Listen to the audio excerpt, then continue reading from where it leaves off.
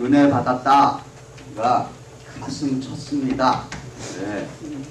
오늘 이 아침에도 하나님의 말씀이 우리의 가슴을 쳐서 우리의 마음이 부드러워지고 또 하나님의 사람들로서 우리 성숙한 그리스도의 제자로서 살아갈 수 있는 이 아침 되시기를 축복합니다. 제가 좀 아쉬운 게 이 말씀을 이렇게 사실 제가 그 준비한 게 이게 1년짜리 교재를 갖고 와서 그냥 2박 3일 동안에 하려고 하니까 무척 힘드네요, 사실은. 이렇게 하나씩 놓고서 아주 쪼개면서 얘기를 깊이 들어가야 되는데 지금 뭐 수박 겉핥기 식으로 갔지만은 그래도 이해들이 조금 되신 줄 믿습니다. 우리 자 그거 어디 갔지? 이거 오늘 아침에는 지금 그림에 보니까 성경을 이렇게 들고 있죠, 그죠? 이렇게. 이 하나님의 말씀을 이해하는 다섯 손가락, 우리 손가락이 다섯 개가 있어요. 왜 이 손가락이 5개인가 한번 잘 생각해 보시기 바랍니다. 5손가락, 그래서 우리가 말하는 여기 이게 무슨 손가락이에요? 애기 손가락이죠. 그 다음에 요게 이거 뭐예요? 링 핑거라 그러죠. 이게 양지. 그 다음에 여기 가운데가 중지. 요게 뭐예요? 검지. 요게 엄지 이렇게 돼 있어요. 근데 이 5손가락의 역할이 조금 다릅니다. 지금 보면은 듣기, 읽기, 말씀 연구하기, 그 다음에 암송하기, 그 다음에 적용하기, 묵상, 적용이죠. 이게 무슨 차이가 있나? 우리 5가지가 참 상징하는 그 5손가락이 어떤 상징이 있습니다. 보시면은 첫 번째 우리가 이 애기 손가락, 경청하는 손가락이다. 그래서 로마서 10장 17절. 우리 믿음이라고 하는 것은 처음에 들어야 되는 것이에요. 자, 같이 읽어봅니다. 시작. 믿음으로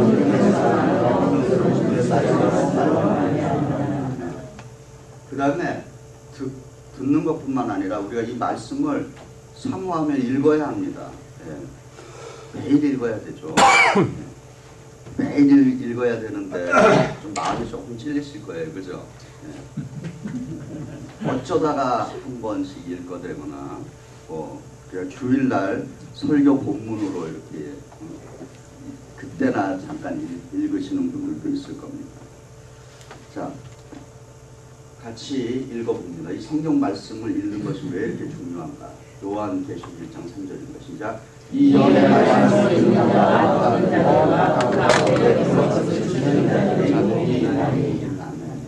그래서 말씀을 읽는 자와 듣는 자들과 그리고 그 가운데 기록된 것을 지키는 자들이 복이 있다. 그래서 이렇게 듣고 읽기가 굉장히 중요해요. 그 다음에 이제 또 가운데 손가락. 하나님 말씀을 또 배워야 합니다. 사도행전 17장 11절 읽는 것이자 베레아 사람들은 이것이 저와 날마다 성령으로 상고하고. 자, 이 베레아 참 좋은 이 베레아 사람들이 하나님의 말씀을 그 연구하는데 굉장히 몰두했다. 하나님의 말씀은 매일 이렇게 상고, 스타디를 해야 되는 것입니다. 제가 우리 맨하탄 한인교회 오면서 이제 백팩을 매기 시작했는데 이 백팩이 의미가 있어요. 이제 보니까 내가 영원한 하나님의 말씀의 학생이구나. 제가 이 백팩 메고 다니면서 다시 한번 공부하던 시대로 이렇게 돌아간 그런 느낌이 있습니다. 그래서 하나님의 말씀. 이제 저는 개인적으로 이렇게 이제는 하나로 이렇게 모아지고 있습니다. 예전에는 다양한 독서를 함으로 해서 다양하게 안다라고 하는 것에 만족을 느꼈습니다. 그러나 이제는 제가 성경책을 읽으면서 다양한 독서를 하는 목적이 하나로 딱 모아졌습니다. 그 이유는 뭐냐? 제가 무슨 시도 읽고 사회학도 공부하고 역사책도 읽고 경영학 책도 읽어보고 이렇게 다양하게 하는 그 오직 하나의 목적은 뭐냐? 이 하나님의 말씀을 제대로 이해하기 위해서 그 책을 읽는다라고 하는 결론에 이제 도달하게 된 것입니다. 성경을 이해하기 위해서 그 책들을 읽고 있다라고 하는 것입니다. 그러니까 여러분들도 다양한 독서를 하시는데 그 독서의 목적이 바로 하나님의 말씀을 더 잘 이해하고 소화시키고 깨닫는 그러한 목적으로 읽으시면은 더욱더 여러분의 그 독서가 더 유익한 시간이 될 줄 믿습니다. 그 다음에 이제 경청하고 읽고 성경 공부를 이제 하고 그 다음에 하나님의 말씀은 외워야 되는 것이에요. 그래서 짧은 구절들을 자꾸 외워갖고 메모리를 많이 할수록 좋습니다. 그래서 사실 제자 양육 훈련을 받으시는 분은 성경 구절들을 많이 외우고 있어요. 짧은 구절들을. 그 이유는 뭐냐?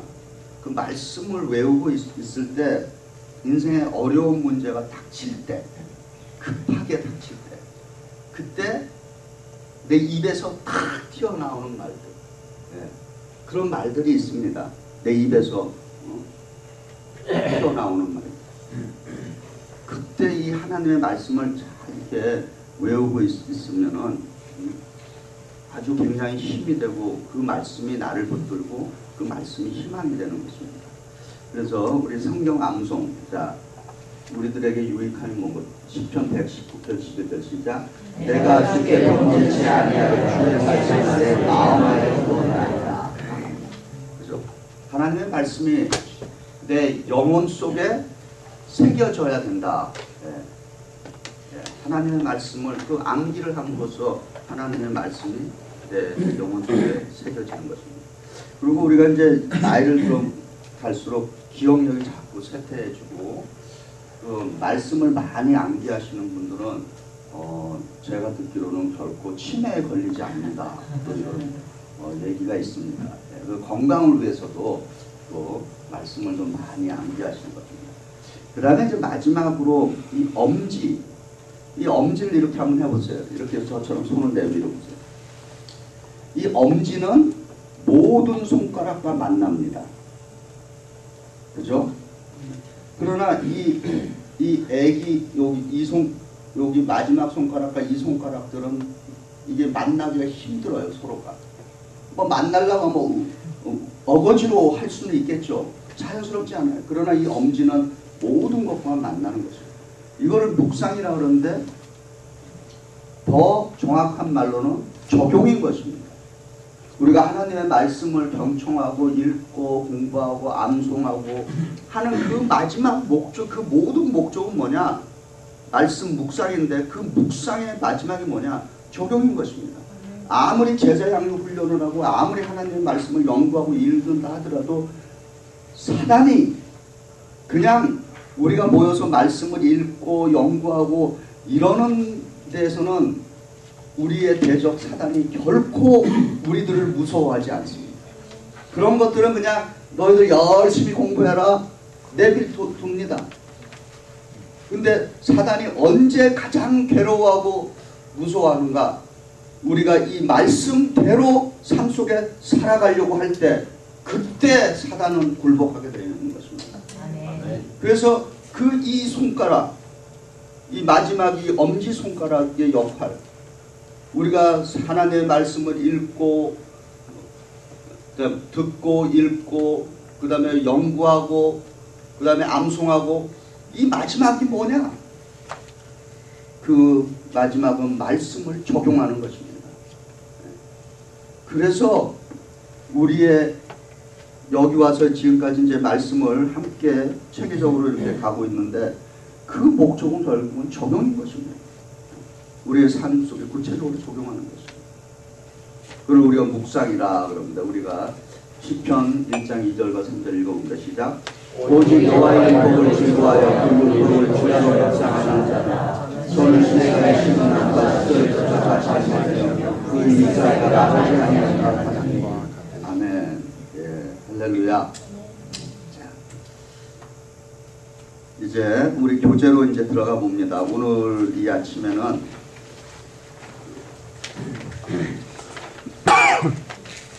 4가 우리를 위한 하나님의 위대한 계획. 여기 이제 보시면은 사실 우리가 여기서 시작해서 여기 왔고 이제 오늘 이제 요 아침에 여기 들어갔는데 지금 시간이 제가 보니까 아침이 마지막 시간인 것 같아요. 그래서 한 시간 동안 여기서부터 여기까지를 어떻게 이걸 끝내야 되나 지금 고민인데 한번 할 수 있는 데까지 해보겠습니다. 우선 세 번째, 다듬으심으로 한번 가보세요. 1, 2, 3 있죠? 다듬으심, 다듬으심, 성화의 은혜. 거기 뭐라고 써있죠? 의학적인 치유와 회복이다. 자, 어젯밤에 그 예수를 영접함으로 해서 우리가 하나님의 진노 아래 살아가고 있었는데 예수를 영접함으로 해서 우리에게 해결된 문제가 뭐예요? 법적으로 해결이 됐어요. 그래서 우리를 하나님께서 예수 그리스도를 통해서 칭의, 죄인을 의롭다, 죄인이 죄가 없다라고 인정해 주는 것이 그게 칭의라고 그래요. 그래서 영어로 justification by faith라고 그러는 것입니다. 법적인 회복을 시켜줬어요.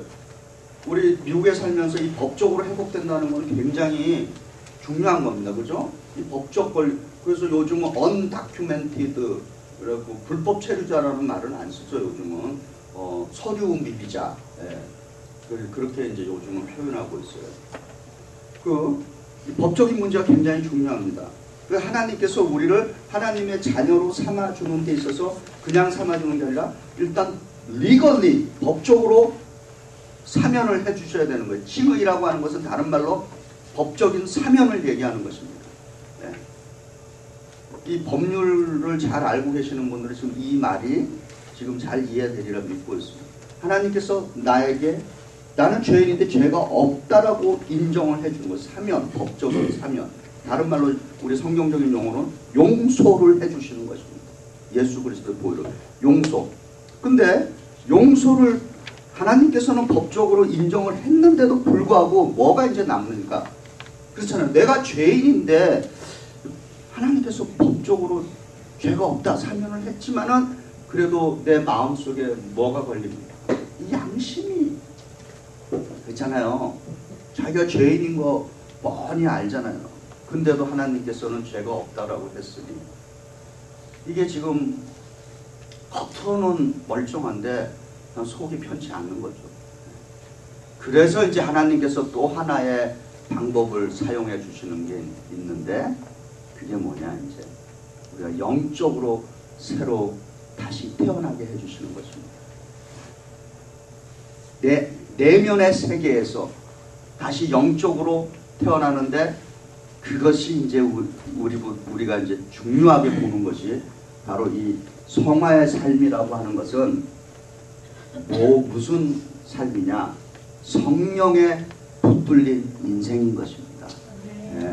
이 성화의 삶의 그 첫 번째 단계가 우리가 말하는 거듭남, 다시 태어남, born again, regeneration, new birth, 다 같은 말이에요. 네.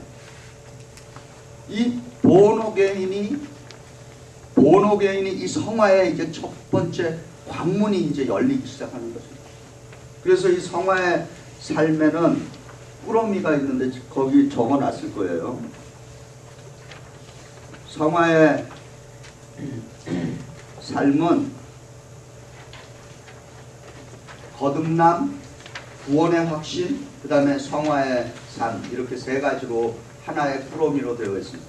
거듭남, 구원의 확신, 거듭남, 구원의 확신, 그 다음에 성화의 삶을 이제 살아가는데, 이 거듭남에 대한 이야기는 제가 오늘 주일 아침 설교 본문이기 때문에 그냥 넘어가겠습니다. 그래서 그 아침 주일 설교 말씀에서 이 거듭남을 집중적으로 제가 설교하는 본문이니까 그냥 일단은 넘어가겠습니다. 자, 그러면은 거듭남을 위한 그 기도 그 마지막 11번만 일단 같이 해볼게요. 요 거듭남 전에 10번의 구원의 확신, 믿음의 확신을 제가 얘기하고, 이 구원의 확신이라고 그러고 그런 말 들어봤죠. 이 구원의 확신은 뭐냐면 가끔 이런 질문을 드려요. 여기 이 집사님 어디 갔어요? 드디어 도망갔네. 저기 윤 변호사님 그 거듭남 말이죠. 구원의 확신, 믿음의 확신이라는 말이 같은 말이에요. 그 구원의 확신이란 뭐냐? 이런 질문들을 들어봤을 거예요. 당신 오늘 죽으면은 지금 죽으면은 천국 갈 확신이 있습니까? 그런 질문 들어봤어요? 안 들어봤어요? 들어봤죠. 네, 그럼 뭐라고 대답하시죠? Yes. 자, 그럼 또 하나. 왜요? Why? 네. 그건 안 들어봤는데. 대답을 준비해야지. 대답을 자, 준비해야지. 보세요. 오늘 지금 당장 죽어도 천국 갈 확신이 있습니까? 그게 구원의 확신을 이제 물어보는 질문이란 말이에요. 그러면 네. 그러면 또 반대로 왜요? 그러면 간단합니다. 대답은 나는 예수 그리스도를 믿기 때문입니다. 그게 첫 번째. 두 번째, 내 안에 있는 성령께서 나로 하여금 내가 하나님의 자녀됨을 증거하기 때문입니다. 할렐루야. 아멘. 네. 지금 이 시간에 제가 지금 자꾸 이렇게 그 악한 영에 대한 이야기를 하는 게 왜 그러냐면은 이제 영적인 세계를 들여다보면은 악한 영의 그 역할 중에 하나가 뭐냐면은 우리 하나님께서 예수 그리스도를 통해서 얻은 이 구원의 기쁨을, 감격을 어떻게 하든지 간에 그 악한 영들, 사단은 계속해서 그걸 뺏어가려고 그러는 것이죠. 그래서 자꾸 넘어뜨리는 것이죠. 인생을 불안하게 만들고 근심 걱정에 쌓이게 만들고. 그럴 때마다 구원의 확신은 그 순간순간 지금 이 현실, here and now에서 성령께서 내 안에 있는 영과 더불어서 내가 하나님의 자녀다라고 하는 것. You are my child라고 성령, 내 안에 있는 내 영과 더불어 그 성령이 계속해서 역사를 해서 그렇게 확신을 주는 것입니다. 네, 내가 하나님의 자녀라고. 그것이 구원의 확신인 것이에요. 네. 그래서 당신이 죽으면은 오늘 당장 죽으면 천국 갈 수 있습니까? 이거에 대해서 내가 그거 어떻게 합니까? 겸손하게 그렇게 얘기하시는 분들이 있어요. 그건 겸손한 게 아니라 하나님의 말씀에 대해서 뭐예요? 무지한 겁니다. 예. 그래서 구원의 확신에 대해서는 확신을 갖고 컨빅션을 갖고서 리스폰드를 할 수 있어야 되는 거예요. 많은 성도들, 특별히 제 스승이신 그 웨슬리 목사께서 이걸로 막 인생의 절반의 3분의 1 이상을 이 문제 때문에 고민하다가 목회를 포기하려고 했던 분이 사실은 요한 웨슬리 목사예요. 그래서 이분도 굉장히 괴로워했습니다. 그 이제 구원의 체험, 새로 태어남의 체험이 있기 전까지 항상 그 자기 노력으로 이겨보려고 애를 썼어요. 뭐든지. 근데 우리가 내 의지로 하려고 했을 때는 그런 경험이 많을 거예요. 어떤 때는 내가 잘 된 것 같은데 이 의지라는 것은 한계가 있습니다. 그래서 어떤 때는 넘어지고 어떤 때는 이기고 이러는 것들을 자꾸 반복합니다. 그러니까 인생이 얼마나 피곤하고 갈등과 투쟁 속에 있습니다. 그런데 웨슬리가 개인적으로 1738년 5월 24일 날 그 집회에서 이 로마서의 말씀을 다 그 집회 강사가 읽고 있는데 갑자기 가슴이 뜨거워지는 체험을 하게 되는 것이죠. 네. 그러면서 그가 뭐라고 고백을 했냐면 드디어 나는 하나님이 나의 죄를 사해 주었다라고 하는 확신에 이르게 되었다. 그리고 이제 뭐라고 그랬냐면 지금까지는 내가 내 힘으로 그 악한 영과의 싸움, 유혹에서 그 싸워서 이기려고 해서 어떤 때는 이겼는데 어떤 때는 졌다. 그러나 이제 이후로 나는 넉넉한 승리자가 되었노라. 아멘. 할렐루야. 그 왜 그랬습니까? 그는 이제 자기의 의지보다는 성령이 그 안에 들어와서 아까 육을 뜯고 혼을 뜯고 영 속에 들어옴으로 해서 그 성령이 나를 딱 붙들고 지배하니까 그때부터는 내 의지로 이기는 것이 아니라 성령의 도움으로 말미암아 그 모든 유혹과 모든 그 영적인 싸움을 하니까 항상 승리자의 삶을 살 수 있었던 것입니다. 아멘. 그래서 성령이 중요한 것입니다. 네. 그래서 성령에 민감하셔야 되는 것이죠. 많은 분들이 의지로 해보려고 애를 씁니다. 물론 그 의지가 굉장히 중요합니다. 처음에는 자기 의지로 뭐 해봐야 돼요. 사실은 기도도 그렇습니다. 처음에 시작할 때는 자기 의지로 기도하지만은 그것이 기도가 깊어지면은 성령은 뭐라 그래요? 성령께서 말할 수 없는 탄식으로 나의 기도를 이끌어가는 것입니다. 그래서 기도도 깊이 하다 보면은 내가 하는 것이 아니라 내 안에 계시는 성령께서 나의 기도를 인도해 가시는 거예요. 그러니까 처음에 기도할 때는 어떻게 기도하냐면은 사실 이렇게 기도하는 거죠. 내 의지로 한다는 거는 여러분 그 지금은 이 펌프 이거 안 쓰잖아요. 근데 예전에는 그 펌프가 있었어요. 그 펌프라고 하는 게 그냥 이렇게 해서는 물이 안 나오죠. 그래서 뭐예요? 그 한 바가지 물 정도를 그 물을 무슨 물이라고 그래요? 마중물을 이렇게 딱 붓고 그 다음에 그 물을 마중물이라고 그래요. 그 한 바가지의 그 물을 펌프에 붓는 거예요. 그러고는 어떻게 합니까? 펌프질을 이렇게 슬렁 합니까? 아니죠. 이렇게 딱 하고 슉슉슉슉 해야지 물이 쫙 올라오잖아요. 마찬가지입니다. 처음에는 기도도 내 힘으로 할 때 확 밀어붙여갖고 세게 나가야지 처음에 기도할 때 주여 하면 이제 조는 거지. 대부분 제가 묵상 기도하시는 많은 분들, 훈련되시지 않은 많은 분들을 보시면은 제가 어렸을 저기 한국에서 우리 고향 교회가 수표교회인데 역사 전통을 또 자랑하는 교회죠. 그 많은 그 장로님들이 교회 와서 이제 새벽에 기도하실 때 보면은 주여 하고는 보면은 다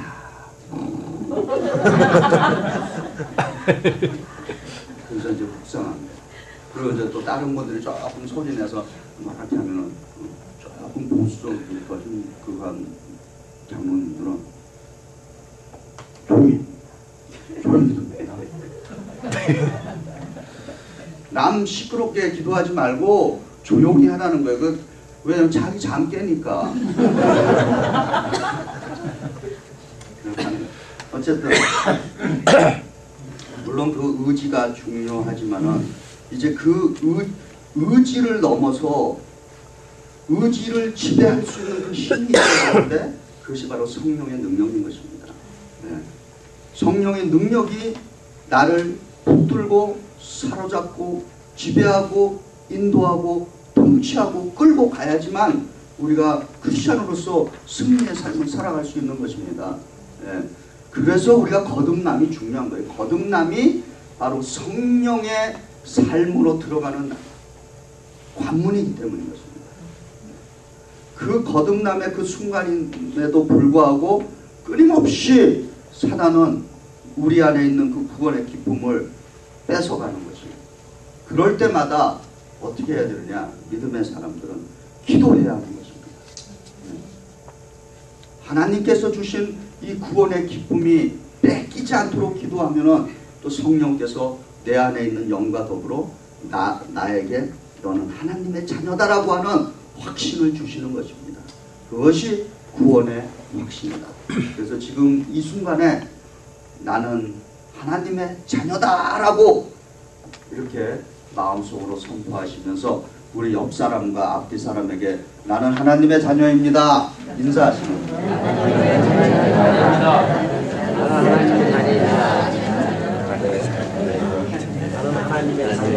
자, 이제 구원의 확신을 자, 구원의 확신 이제 자신 있게 설령 자신이 없어도 계속해서 선포하시기 바랍니다. 네? 나는 구원의 확신이 없는데 그걸로 멈추지 마시고 구원의 확신이 없어도 끝까지 구원에 대해서 나는 하나님의 자녀다. 나는 하나님의 자녀다라고 하는 확신을 계속해서 선포하시면은 반드시 우리 모두에게 구원의 확신이 성령으로 말미암아 주어질 줄 믿습니다. 네. 포기하지 마세요. 그것이 믿음의 사람의 길인 것입니다.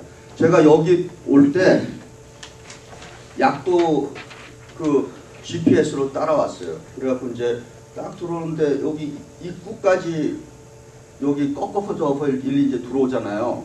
그 200 몇 번이죠 거기가? 209번. 네, 209번에서 딱 턴해서 들어오는데 한 중간쯤 오는데 아무것도 없는 거예요. 그래서 이거 잘못됐구나 하고 다시 차를 돌려서 막 내려가서 다시 209번 선상까지 다시 돌아갔어요. 그러고는 가만히 이제 우리가 서로 차 안에서 의논했죠. 이게 뭐 아무것도 없는데 뭐 어떻게 된 건가. 그래서 아니다 우리 다시 돌아가 보자. 그래갖고 다시 돌아갔고 한참 올라왔죠. 또 쭉 올라오니까 여기가 딱 보이는 거예요. 무슨 얘기인지 아십니까? 저기 믿음 생활하는 가운데 이 확신이 올 때까지 끝까지 가세요. 그럼 반드시 우리에게 하나님께서 성령으로 말미암아 믿음의 확신, 구원의 확신을 주실 줄 믿습니다. 아멘. 자, 우리 그 11번 거듭남을 위한 기도 우리 같이 해보겠습니다. 거기 11번 있죠? 요한 웨슬리 목사님의 기도예요. 이게. 자, 그걸 제가 조금 편집을 했습니다. 찾으셨어요? 네. 거듭남을 위한 기도 11번 같이 기도합니다. 시작.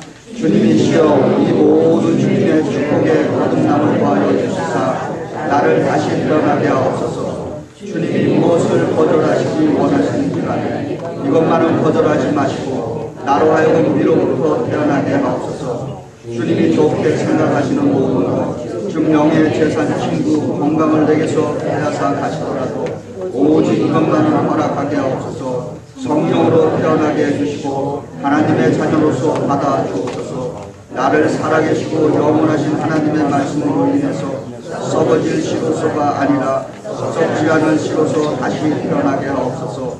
그리하여 나를 구리해 주시오 구세주신 예수 그리스도의 은혜와 그를 아는 지식 안에서 매일매일 성장하도록 하옵소서. 우리 주 예수 그리스도의 이름으로 간절히 기도드립니다. 아멘. 네. 이제 5번째로 가보겠습니다. 이제 성화의 삶인 것입니다. 우리 넘겨서 5번 보시겠어요? 5가의 5번이에요. 5가의 5번. 성화. 성화. 성인가? 네. 아주 좋은 이름을 가졌어요. 이 성화라고 하는 그 뜻은 우리 성경에서는 거룩이라고 하는 말로 사용되고 또 다른 말로 성숙하다라고 하는 말로 사용합니다. 성화, 거룩, 성결, 성숙 이것은 다 동의어인 것입니다. 그래서 영어로는 홀리니스 그리고 sanctification 그리고 또 하나 영어로 붙이면 maturity 성숙하다. 자, 그러면은 자, 고백한 대로 될지어다. 성화는 그 가로의 말씀,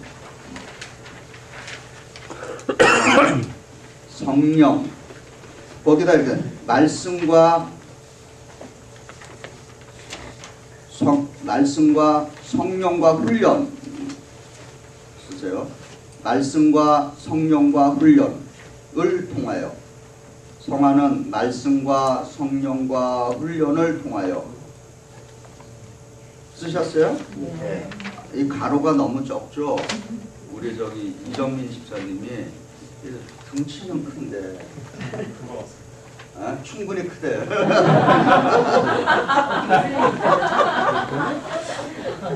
네. 자, 그 다음에 이루시는 하나님의 은혜라고 쓰죠. 은혜. 네.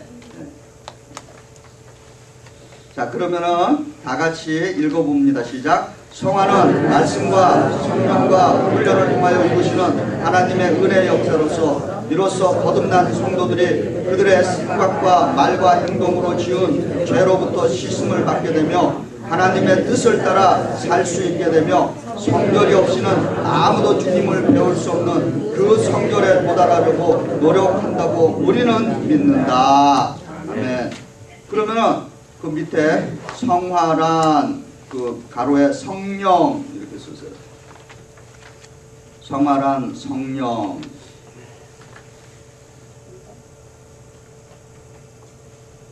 쓰셨죠? 그럼 읽어봅니다. 시작. 성화란 성령으로 매 순간 양육받으면서 하나님을 온 마음과 뜻과 힘과 영을 다해 사랑 쓰세요. 사랑하는.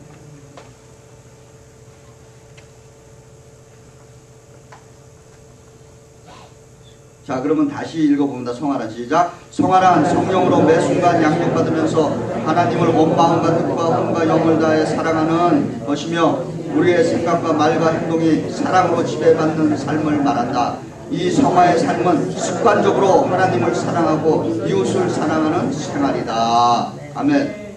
이것은 제가 내린 정의가 아니라 성화라고 하는 우리 기독교가 내리는 그 정의, 성화의 삶이란 뭐냐, 다른 말로 성령에 붙들린 삶이라고 하는 게 뭐냐라고 하는 그것이 그 교리적인 내용인 것이고. 그러면 히브리서 12장 14절 그 첫 번째 가로에는 모든 사람과 더불어 한평함과 거룩함, 이 거룩함이 성화죠. 그 다음에 이것 없이는 아무도 주, 거룩함 주. 자, 그럼 히브리서 12장 14절 읽어봅니다. 시작. 모든 사람과 더불어 평안과 거룩함을 달라 이것이 없이는 아무도 주를 보지 못하리라. 아멘. 자, 그 밑에 있는 마태복음 22장 37절부터 40절을 우리가 다른 말로 뭐라고 여기에 붙여진 제목이 있습니다. 이 말씀에 뭐죠? 영어로 The Great Commandment라고 가장 위대한 계명이다. 이 말씀은 구약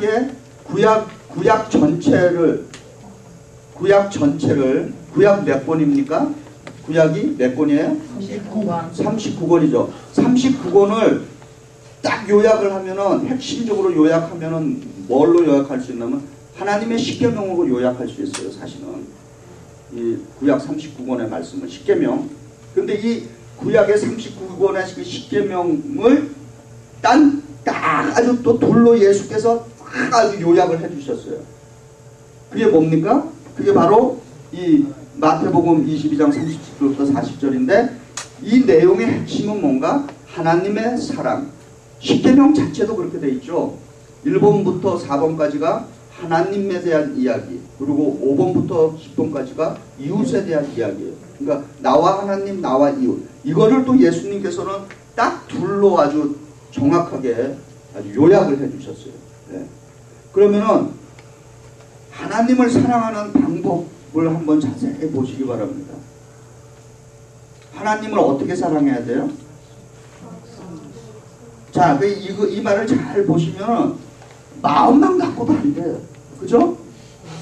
마음 더하기, 목숨 더하기, 뜻 더하기, 그죠? 그러니까 우리가 나는 마음은 있는데 말이야. 하나님은 그렇게 말씀하지 않으셨어요. 그래서 하나님은 어떻게 사랑하느냐? 진심을 다하고 전심을 다하고 그 다음에 전력을 다해서 사랑하는 것입니다. 예. 그래서 우리가 전심, 진심, 전력 하나님을 사랑하는 방법이 그것이에요. 그리고 이웃사랑이라 그러는데, 자, 하나님을 사랑하는 가장 확실한 방법이 뭡니까? 구체적인 방법. 이웃. 잘 들어보세요. 하나님, 저 무척 사랑해요. 뜨겁게 사랑합니다. 진심을 다해서 사랑합니다. 전심을 다합니다. 전력을 다해서 하나님 사랑합니다. 그거 가장 확실한 방법이 뭔가요? 이웃을 사랑하는 방법. 네? 이웃. 예배. 가장 확실한 방법입니다. 그 예배의 순간이 나를 뭐 하는 겁니까? 구경하는 것이 아니라 나를 하나님께 완전히 다 바치는 순간 아니에요. 그래서 그 예배가 귀중한 겁니다. 그래서 예배의 자리에 있어야 되는 거예요. 그래서 예배의 자리에 와서는 이 남이 어떻게 하나 그게 중요한 게 아니에요. 그 순간에 나와 하나님과 그 1대1 앞에 서서 나를 하나님께 바치는, 올려드리는 그 순간인 것이에요. 그 우리가 말로 표현하는 것이 그게 바로 하나님 나 찡하게 사랑합니다. 이거 뭐 사랑하는 남녀끼리 이렇게 고백하는 그런 것만 하는 게 아니라 하나님께도 우리가 이런 고백을 하는 것이에요. 그래서 예배 한 번의 예배가 인생을, 운명을 좌우하는 것입니다. 그렇게 믿습니까? 그래서 예배를 잘 드려야 되는 거예요. 한 번의 예배가 그 사람의 생을 바꾸기 때문에.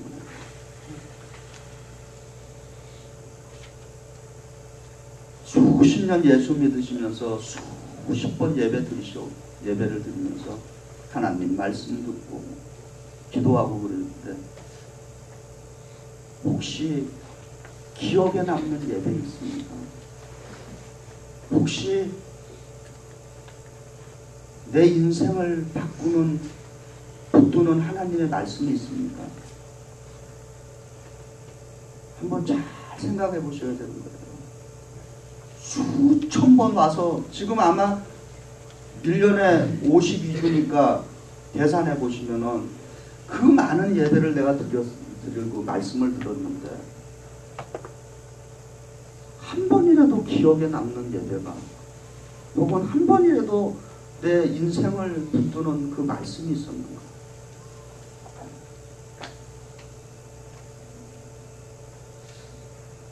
잘 생각해 보시기 바랍니다. 계속해서 또 나가면 또 제가 이렇게 옆길로 갈까봐 여기서 이제 끝낼게요. 본론으로 들어갑니다. 또 다시. 그러면은 그게 이제 예배가 하나님 사랑의 가장 구체적인 방법이고, 이웃 사랑은 그럼 뭔가? 이웃을 사랑하는 구체적인 방법이 뭐겠습니까? 거기에 답이 다 써놨죠. 섬김과 나눔이다. 전도와 선교다라고 합니다. 그것이 이웃을 사랑하는 가장 확실한 구체적인 방법입니다. 자, 성화의 삶은 성령에 지배받는 삶, 이끌림 당하는 삶이라 그랬는데, 6번째, 성령은 그럼 우리에게 무엇을 하시는가? 제가 몇 가지로 이제 정리를 또 해봤습니다. 자, 성령은 가로에 생명을 쓰세요. 생명을 창조하신다. 성령은 생명을 창조하신다. 자, 창세기 2장 7절 읽어봅니다. 시작. 여호와 하나님이 흙으로 사람을 지으시고 생기를 흙보에 불어넣으시고 사람이 생명이 된지라. 아멘. 자, 여러분, 여기 우리는 생명이라 그러는데 영어로 보면 확실하죠. spiritual being.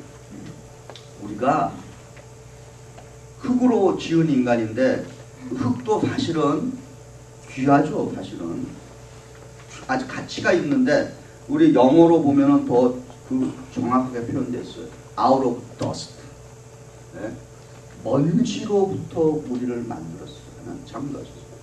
근데 그 먼지와 같은 그 존재가 귀하게 된 거는 뭐냐? 하나님께서 우리 안에 생명을 부어넣는데, 그게 첫 시간에 제가 말씀드렸지만은 그게 하나님의 숨, 호흡, 하나님의 영, 히브리어로는 흐를 하고 불어넣었어요. 그래서 비로소 우리가 영적인 존재가 됐다는 거예요. 영적인 존재를 다른 말로 영물이라고 그러는 것이죠.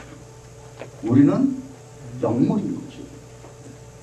육체적인 존재만 있는 것이 아니라 우리는 영적인 존재다. 그래서 영적인 존재이기 때문에 우리는 영의 사람을 알아보는 것입니다. 예. 여기서 이제 또 나가면 또 이렇게 격길로 갈까봐 다시 돌아옵니다. 재밌는 얘기가 많은데 시간이 너무 많이 흐르기 때문에 그냥 본론으로 갔죠. 그 다음에 성령, 그러니까 여기서 질문은 이제 항상 여러분이 이렇게 두 가지를 항상 하시기 바랍니다. 하나님, 예수님, 성령님, 그 다음에 뭐 교회, 뭐든지 그 질문이 굉장히 중요해요. 그죠? 질문이 왜 중요합니까? 다른 질문을 할 때 뭐를 얻을 수 있어요? 다른 대답을 얻을 수 있어요. 그래서 질문도 엉뚱한 질문하면은 뭐예요? 엉뚱한 대답을 얻게 되는 거예요. 그러면 이 영적으로 우리가 성경 하나님의 말씀과 더불어서 하나님과 더불어서 바른 질문을 한다는 게 뭐냐? 크게 두 가지를 항상 질문하시기 바랍니다. 하나님은 누구시며? Who is God? 그 다음에 하나님은 무엇을 하시는가? What does God do for us or for me? 그리고 Who is Jesus? 예수님은 누구시고 예수님은 무엇을 하시고 성령님은 누구시고 성령님은 무엇을 하시는가? 이 두 가지 질문이 우리 인생에게는 굉장히 중요합니다. 그 두 가지 질문을 할 때 우리가 우리가 원하는 답들을 얻을 수가 있습니다.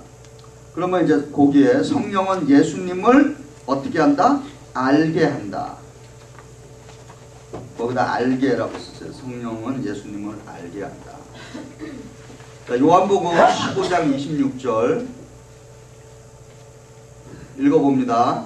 시작. 내가 아버지께로서 너희에게 보낸 보혜사고 아버지께로 나오시는 진리의 성령이 오실 때 그가 나를 증거하실 것이오. 아멘. 자, 그 다음에 그 성령은 믿음이었습니다. 믿음을 준다. 그럼 고린도전서 12장 3절 같이 읽어봅니다. 시작. 성령으로 아니하고는 누구든지 예수를 주시라 할 수 없느니라. 아멘. 자, 그냥 이런 말씀을 한번 곰곰이 생각해 보시면 결국 내가 예수는 그리스도시요, 예수는 나의 구세주시요 라고 하는 이 고백조차도 그것은 내 의지로 하는 것이 아니라 누가 역사를 하기 때문에 그런 고백이 가능해요? 성령께서 내 안에서 역사를 하기 때문에 그 고백이 가능하게 되는 것입니다. 그러니까 다른 모든 이 세상의 종교는 자력 구원, 내 스스로의 어떤 의지와 노력으로 인해서 그 구원의 길에 도달할 수 있다라고 생각하는 데 비해서 우리 기독교는 철저하게 타력, 다른 말로 예수 그리스도를 통한 성령을 의지하지 않고는 예수를 주라고 시인할 수도 없고 예수를 믿을 수도 없다라고 하는 것입니다. 그래서 이 성령에 민감하셔야 됩니다. 이 성령, 이게 무슨 오순절파에서 주장하는 그 성령이 아니라 이거예요. 그런 무슨 교파를 떠나서 내가 적어도 그리스도의 사람이라고 생각한다면은 이 성령에 대해서 철저하게 알아야 되는 거예요. 왜냐하면 우리의 그 삶 자체가 성령의 역사에 이끌림을 받기 때문인 것이죠. 자, 그 다음에 성령은 또 뭘 하느냐? 죄를 어떻게 해요? 회개케 한다. 죄를 회개케 한다. 그럼 사도행전 2장 30절 읽어봅니다. 시작. 저희가 이 말을 듣고 마음에 질려 베드로와 다른 사도들에게 물어가로되 형제들아 우리가 어찌할꼬 하거늘. 아멘. 자, 그 다음에 성령은 뭐래요? 거듭나게 합니다. 거듭나게. 자, 고린도전서 6장 11절 시작. 주 예수 그리스도의 이름과 우리 하나님의 성령 안에서 씻음과 거룩함과 의롭다 하심을 얻었느니라. 아멘. 그 다음에 성령은 복음을 전파하는 무슨 영일까요? 선교의 영인 것입니다.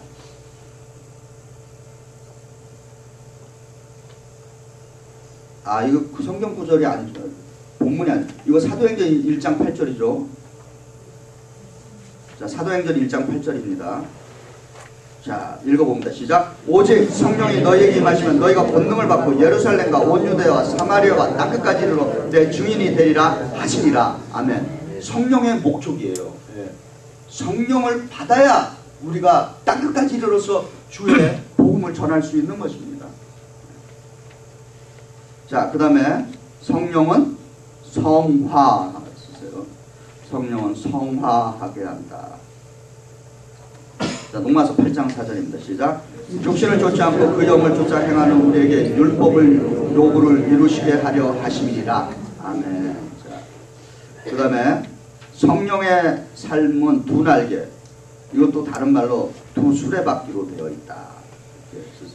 성령의 삶은 두 날개, 또 가로하고 두 수레바퀴로 되어 있다. 요즘은 이제 이 날개라는 말을 또 많이 써서 원래는 예전에 우리는 수레바퀴라고 썼어요. 네. 요즘은 날아다니는 걸 좋아해요. 두 날개. 성령의 삶은 균형의 삶인 거죠. 그래서 내면의 성화, 개인의 성화, 가로에는 개인 구원 이렇게 있어요. 내면의 성화, 개인의 성화, 개인 구원. 그 다음에 외면의 성화, 사회의 성화, 사회 구원 이렇게 있어요. 그거를 우리는 또 다른 말로 뭐라 그러나 개인의 성화는 경건의 사역이다 이렇게 했어요. 경건의 사역. 그리고 사회의 성화는 자비의 사역이다 이렇게 했어요. 영화 신들리스트 아세요? 네. 우리가 신들리스트예요. 신들린 사람들입니다.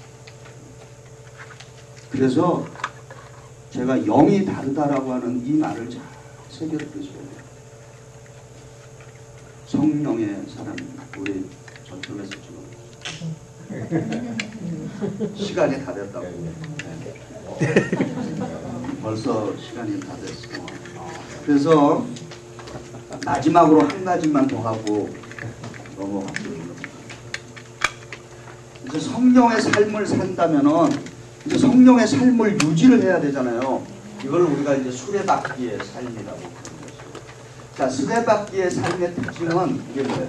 그리스도에 순종하는 삶. 이 패는 그리스도에 순종하는, 이 수레바퀴를 굴려야 되는 거 아니에요?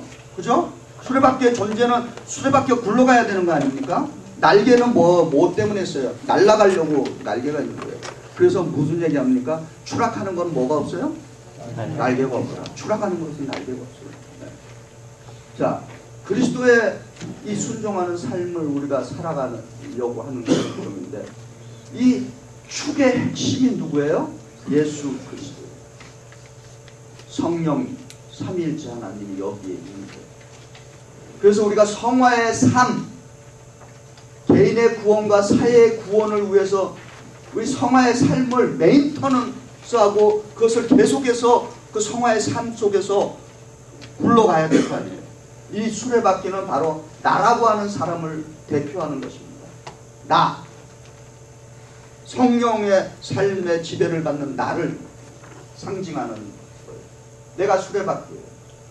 이 수레바퀴의 삶을, 성화의 삶을 살아가는 가장 구체적인 방법이 이 살인데 같이 읽어봅니다. 예배, 말씀, 교제, 섬김, 기도, 증거. 이것이 우리가 수레바퀴의 삶, 성령의 삶을 살아가는 방법인 것입니다. 이것이 성화의 길을 걸어가는 사람들의 삶의 모습인 것입니다.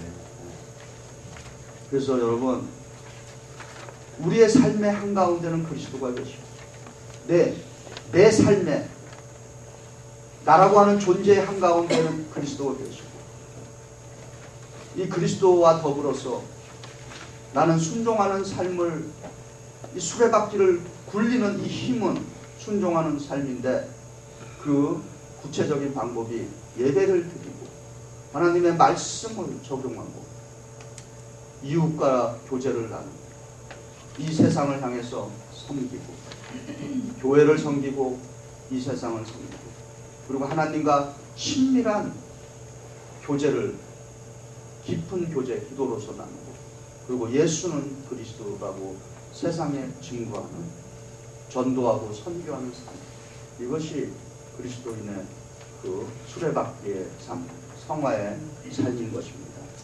자, 이것이 우리가 이 땅에 살아가는 동안에 있어야 되는 삶의 방법인 것이에요. 그러면 이 이후에는 뭐가 기다린가? 무엇이 기다리고 있겠습니까? 그렇죠. 네. 저 친구가 지금 그동안에 아주 말씀을 열심히 듣더니 이제 도의 경지에 이르는 이 땅에 이 삶을 살고 난 후에는 성화의 다음으로 오는 것이 뭔가? 영화인 것입니다. 글로리피케이션. 저와 여러분이 이제 마지막으로 서야 되는 것이 바로 하나님 앞에 1대1로 쓰는 것입니다. 그래서 저와 여러분이 이 땅에서 믿음 생활 열심히 하고 경상도 말로 쇠가 빠지게 예수 믿고 그리고 하나님 앞에 섰을 때 하나님께서 저와 우리 각자에게 주님께서 맨발로 뛰어나와서 마지막에 내 조금 지난 전에 이 재밌는 이야기는 꼭 해드리고 넘어가요. 하늘나라에 갔어요. 어느 장로님이 돌아가셔서 하늘나라에 갔더니 예수님이 그냥 맨발로 뛰어나오면서 무슨 장로 착하고 신실하구나 허구하면서 자기 우편에 딱 앉으시고 또 그 다음에 보니까 어느 권사님이 돌아가셔서 하늘나라에 갔습니다. 또 예수님이 맨발로 뛰어나와서 무슨 권사 참 잘한다 착하고 신실한 종아 내 좌편에 앉아. 또 어느 집사님이 돌아가셨어요. 예수님이 또 맨발로 뛰어나서 영접했어. 내 우편에 앉거라. 목사님 돌아가셨어요. 그 목사님 보니까 장로님, 권사님, 집사님 다 그렇게 우편 좌편에 가서 앉아 있으니까 큰 기대를 하고 갔죠. 근데 예수님이 그놈하게 보좌에 앉아서 안 내려오시는 거예요, 이분이. 그래갖고 이 목사님이 너무 마음이 상했어요. 예수님, 내가 이 땅에 있으면서 나는 진짜 아무것도 안 하고 한평생을 주를 위해서 달려왔는데 장로님, 권사님, 집사님 놓을 때는 맨발로 뛰어나오면서 안아주고 착하고 신실한 종어 그러면서 우편 좌편에 앉게 해주시더니 어째요 내가 왔는데 꿈쩍도 안 하고 계십니까? 섭섭함을 표현했어요. 그랬더니 예수께서 보좌에 앉으셔서 큰엄하게 이 목사 내가 이 자리에서 일어나면 너 여기 와서 딱 앉으려고 그러지?